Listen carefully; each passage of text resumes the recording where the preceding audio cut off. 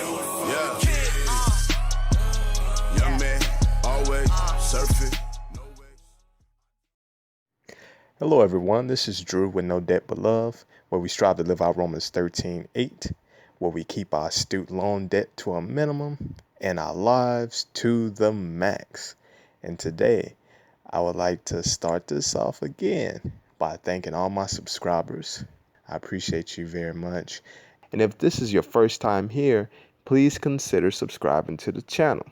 I want to give a big thank you to my brother from another mother. His name is Maoly. He also is a fellow YouTuber. He has a YouTube channel. He plays guitar. Thank you, Maoly, for this CNN article. And it's titled, "They're Lawyers, Scientists, and Healthcare Professionals. They're also still struggling to pay off their student loans." And it starts off by giving the statistic of 45 million Americans who have student loan debt, amounting to about $1.49 trillion. Right now, presidential candidate Senator Elizabeth Warren, she's proposing a bill that could eliminate student loan debt for up to $55,000. So comment below on developments of this. The first professional, her name is Ashley, and she's a lawyer, first generation college student, and she didn't qualify for a Pell Grant because her parents made too much, and so she had to borrow. She ran out of eligibility of federal loans, and then she had to take out private debt, and her debt just ballooned to $330,000 from undergraduate to law school. I just want to say congratulations, Ashley, on getting your Juris Doctorate. That is a huge accomplishment, and I don't take your accomplishment lightly, and I'm rooting for you to pay off that debt. You can do it. You're very smart. You're intelligent. You had to first get a passing score on the LSAT. Then you got admitted to a law school. Then you completed it. Go on, girl. Proud of you. The second professional, her name is Megan, and she's an epidemiologist. She has $75,000 in loans, and my heart goes out to her. She went through a state school. She got a scholarship that covered most of her tuition for her first undergraduate year, but she had to take out loans for everything else. And that could be the biggest hurdle is, although your tuition is covered for school, you still need textbooks. You still need a place to live. You still need to eat. You need transportation. Parents and students out there, just because your student got a full tuition scholarship doesn't mean that all the costs are covered. There are also associated fees. And so you want to sit down with the financial aid counselors at your university and comb over your bill. Megan, she's making $500 a month towards her student loans. And I feel for you. If you're out there, if you happen to come across this channel, Megan, I want to congratulate you on becoming a professional. The only way you're going to pay this off, Megan, is overpaying.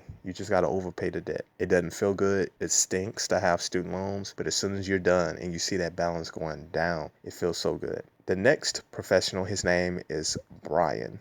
He has a doctorate degree in clinical psychology. Another very smart and bright young person. Excellent job, man. So when he went through school, he was paying up to $75,000 a year for tuition. He had research assistant jobs, and he owes more than $350,000. He's a clinical psychologist, and he earns between $65,000 to $75,000. He said his motivation for going to school was his best friend died while in college. And I feel for you, man. I pray that the Lord heals your heart. I remember my grandmother passed while I was in college, and that was kind of a source of inspiration and motivation for me to keep going. Here's the thing, when it comes to commemorating someone or doing something in honor of someone else, you want to consider the after effect, the impact that action that you're going to take may have on your life. So for you, sir, I just want to say congratulations again.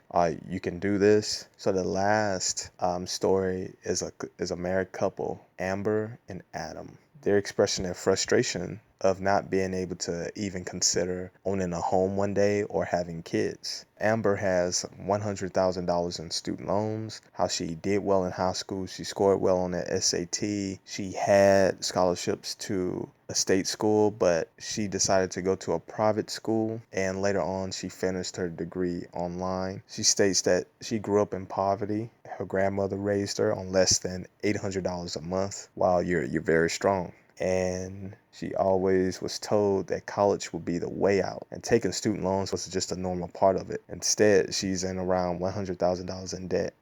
Again, for these professionals, I feel for you. I've been there, but there is a way out, and it's not fun. But I also want to lift you up and encourage you, and tell you guys that you guys are intelligent.